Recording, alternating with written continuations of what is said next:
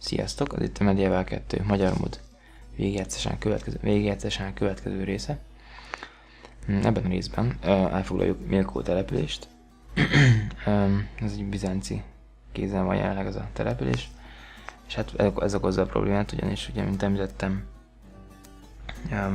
neki van Bizáncnak így elég sok nehéz gyalogosa, illetve nehéz lovassága is. Ha jól emlékszem, akkor nem csak a tábornoka van, amivel nehéz elbánni. És pont emiatt, nem tudom, több mint... Szóval ezért ez a videó olyan hosszú, 16-18 perces talán.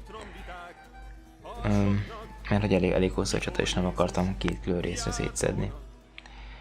Itt próbáltam még békülni Bizánccal, hogy hát ha mégis hajlandók tűzszünetet kötni, de hát nem tudom, azt hiszem, hogy pénzt ajánlottam neki konkrétan, de nem fogadta el, vagy lehet, hogy én követeltem tőle, akkor érted, hogy nem fogadta el. Na mindegy, majd később ez változni fog szerintem, tehát majd ő fogja kérni a békét a végén, mert azért nem szeretném az elején kiütni Bizáncot. Mégiscsak élvezetesebb lenne a játék, hogyha nem egybe eltörölném minden nagyobb nemzetet, hanem hagynánk kicsit kivontakozni őket. Igen, most bekövetkezett ez a keresztes hadjárat event, ilyen esemény. Majd szeretnék én is, hát nem az, hogy szeretnénk, mert igazából hidegen hagy meg amúgy sem, tehát nagyon kiesik nekem most ez a Jeruzsálemhoz, hogy hát bármit is csináljak. De hát van itt egy ilyen küldetés, ezzel kapcsolatban pápa megkért, hogy küldjek én is oda egy sereget. Most erre még így nincsen jelenleg szabad kapacitásom. Egy szabad családtag kéne erre. De most jelenleg szerintem mindegyiket leköti a valamelyik település irányítása, vagy pedig egy ostrom, mint az előbb is. Ami majd, szóval mindez látható is lesz majd. Ez a portugál. Nem is emlékszem, mit akartott, biztos nem volt komoly. De most már látom a térképen. Lehet, hogy cseréltünk a térkép információt. Igen. Na igen, egyébként úgy emlékszem, hogy az eddig felvett videóknak a végén, tehát az utolsó videóban még talán egy vagy két köröm van arra, hogy útnak indítsam a keresztes hadjáratot a saját részemről. Viszont még akkor is le vannak kötve a seregeim, úgyhogy nem tudom, hogy végül ez tényleg sikeres költés lesz-e vagy sem. Ezt majd meglátjuk. Igen. Itt láttatok, megint megvettek egy kereskedőmet az előbb, aztán gondolkoztam, hogy megpróbáljam én is, hogy eltüntessem az őjét, de hát ilyen 50% alatti esély volt rá, és gondoltam, hogy ezzel most nem szórakozok. Majd később talán. Vagy akkor sem. Igyekszem ezekkel a kémekkel minél több területet felfedezni, hogy legyen csere. Tehát a pozícióban legyek akkor, amikor térképi információt szeretnék cserélni más nemzetekkel. Na és itt kezdődik a csata, hát elég hosszú. Ilyen macska-egér játék. Fogócskázunk meg. De jó, erre nagyon jók ezek a lovasi jászok, hogy gyorsabbak az ellenfélnél, és közben is sebzik őket, csak ez a frányán nyilvessző, az valahogyan mindig csak fogy. Hát ez ilyen. Úgyhogy meg lehet nyerni ilyen mindenféle csatákat velük, csak sokáig tart esetleg. Nem is fogom végigbeszélni szerintem, mert majd így kommentálok egy részt, hogy szerintem viccesebb volt. Tényleg ez most innentől kb. 12 perc vagy 14 perc lesz. Nekem tetszett igaz a csata, mert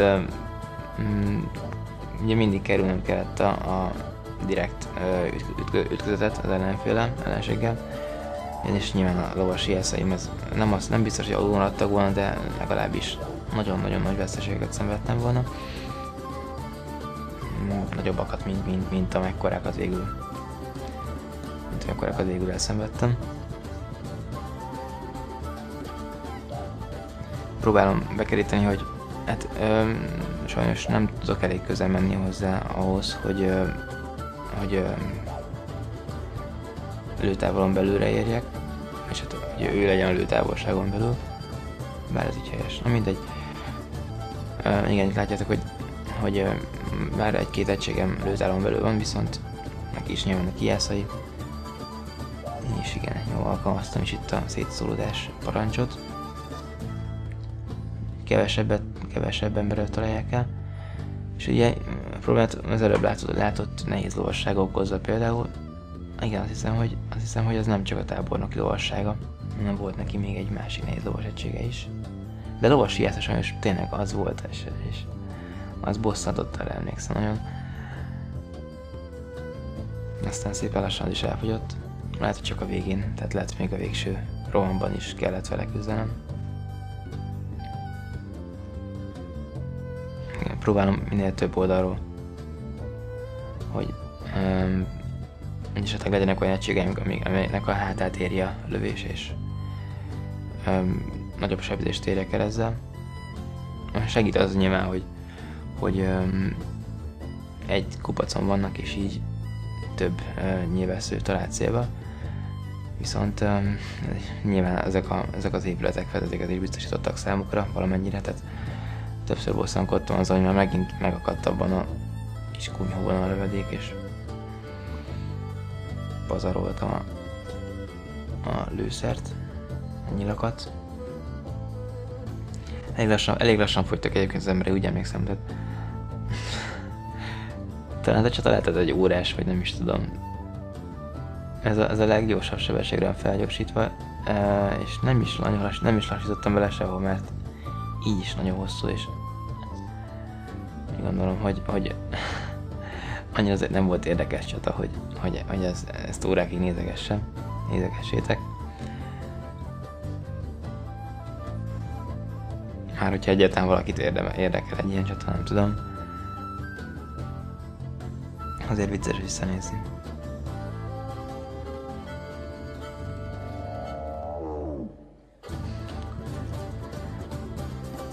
Főleg azért is vicces visszanézni, mert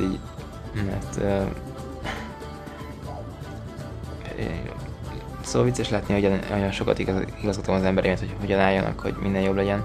Na, itt egész jól kaptak a hátukba. Szóval hogy elég sokáig igazgatom az embereimet, hogy jó helyen, jó szögben legyenek, meg mindenki tudja lőni egyszerre. Aztán pedig egy ilyen rohammal így szétkergetni az egész csapatomat, és aztán kezdtem előről. De hát lényeg az, hogy itt hullottak igen, ez Heavy Cavalry, tehát még ez lehet a tábornoka is, nem lehet a tábornoka, mert az nem tud még alakzatba fejlődni. Igen, tehát akkor végre kiderült az igazság, hogy volt neki más nehéz lovassága is, és itt vannak, ez nem is tudom milyen lovasság lehetett, de szerintem tartottam tőle, mert egészen gyorsnak tűnt. És hát nyilván a YouTube-on majd lehet állítani, hogyha nem tudom lovasni, szerintem lovasi jelszok voltak. Nem, mert akkor lőni az emberémet, akkor nem lovasi jelszok mégsem.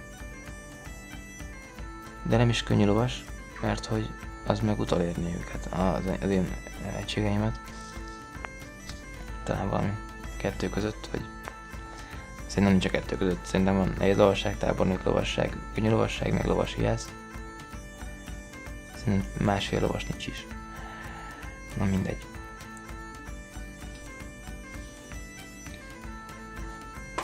Aztán igen, van ez a köralakzat, vagy nem is tudom, minek nevezzem. Na, hát eddigi tapasztalatom alapján ez nem annyira hasznos, mert hogy érdemében szerintem nem csökkenti a veszteségeimet. Másrészt meg ugye úgy láttam, hogy nehezebben is reagálnak arra, hogy az ellenfél közel ér hozzám. Na itt meg ráadásul volt egy kis ütközetés, amit nem akartam, szólt már elkerülni. Biztos, hogy nem jöttem belőle ki jobban, mint hogyha elfutattam az embereimet onnan. Mindegy. Sajnos nem mindig sikerült egyszerre 4 helyre figyelnem, most is látjátok, hogy kb. De ott a kis térképen látszik, hogy hogyha mondjuk azt veszük, hogy észak valóban ezen a térképen is felfelé van, akkor észak-nyugatról és délről kerítettem be tehát így húzódik a front, nem a front, hanem a csatának a helyszíne. És tényleg ennyi helyre azért egyszer nehéz odafigyelni. Ez nagyon tetszett ez a rész, ugyanis látjátok, hogy ahogy elkezdtek elérni az egyik egységemet az a lovasságával, úgy, vagy nem is lehet, hogy gyalogság volt, nem tudom. Úgy akkor a mögötte lévőt vittem közelebb is, tehát 3 oldalról körbe volt véve, és így mindig volt olyan, mindig oldalról és hátulról tudtam egyszer lőni. Aztán itt végül is összekeveredtek az embereimmel, nem tudom, hogy szándékos volt-e vagy sem, mert lehet, hogy ezeknek az egységének is elfogyott a nyila, úgyhogy nem is volt értelme tovább futkosni előle. Hát, hogy sokkal jobb egységem úgyse voltak, amit idehozhattam volna hirtelen, hogy megküzdjenek velük. Hát igen, ez volt a tábornok, tehát akkor az egy lovasság volt, nehéz lovasság. Ez, hogy tábornoki, mondjuk az nem olyan erősebben a játékban, azt már ugye mondtam korábban, hogy ezért kell vigyázni a tábornokokra, mert hogy gyengébbek, mint az alapjátékban megszokott volt.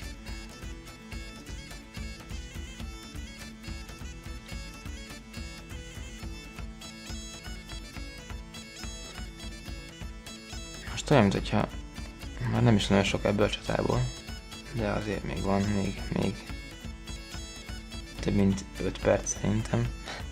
Pedig már egészen jónak tűnik, csak hát nyilván azért még sok az ember ahhoz, hogy ezekkel a lovasokkal egyszerűen lesöpörjen.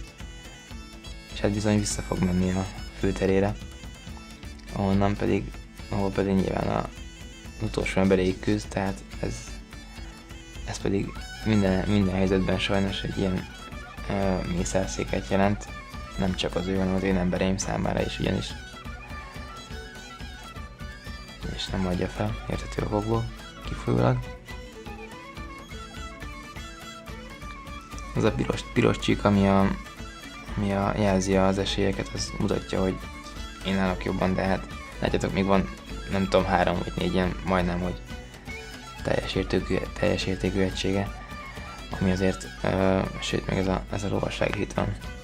Igen, velük szenvedtem sokat, tehát ilyen közel kellett hoznom a lovasi eszeimet, annyira, hogy még ne akarja megtámadni őket, viszont elég jó és közeli pozíció legyenek ahhoz, hogy eltalálják és érdemében tudjanak sebezni az ellenségen, és ráadásul, hogy mögé is vittem őket, hogy ezzel is tehát ezzel is növeljem a sebzést. Viszont ott még ott volt benne a lovas hiász, az előbb látszott egy pillanatra.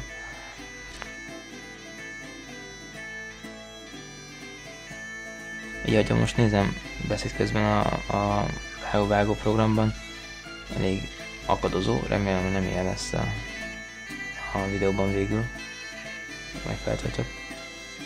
És itt mert nem indultak, meg mégis azt hittem, hogy megindultak, de csak ijesztegettek. Ja, igen, és akkor itt oda-vissza cserélgették egymást a városban lévő csapattal. Nagyon munkás volt.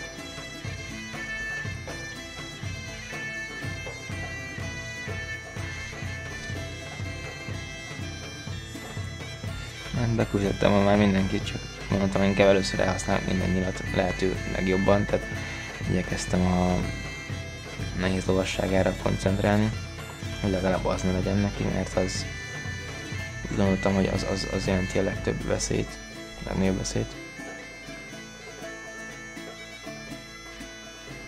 Bár mondjuk most így utólag belegondolva lehet, hogy nem jelentett nagyobb emberveszteséget a nehéz lovassága, mint egy sima gyalogsága, mert hogy ugye a nehéz lovasságnak a gyalogság ellen van nyílt terepen nagy elsöprő ereje.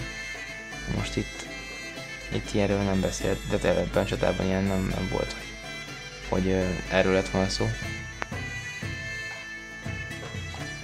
Igen, hogyha jól látom, elfogytak a nyilak, úgyhogy most jön a közelharc.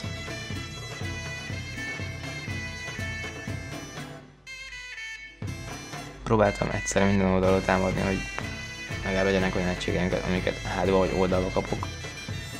Tehát ilyen szűk utcákon ez a lovasság ez sajnos nem annyira hatékony, meg hát egyébként is könnyű lovasság nem tud annyira rohanni. Nincsen olyan roham értékük, mint a nehéz lovasságnak, amivel amúgy is csak másfél van, hogyha a tábornokat csak fél nehéz lovasságnak vesszük. És a nehéz lovasság sem hiszem, hogy megfelelő rohamot tudott volna végrehajtani. Talán, hogyha egyenes utcából hoztam volna, és azt hiszem, hogy pont egyenes utcából hoztam be, tehát olyan, hogy nem kell kanyarodni. De itt sem sokat ért.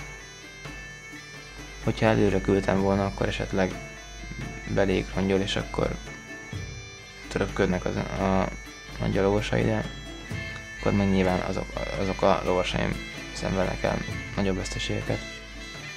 És ráadásul ott pont lovasság védi, hogyha jól látom. Úgyhogy nem lett volna jobb.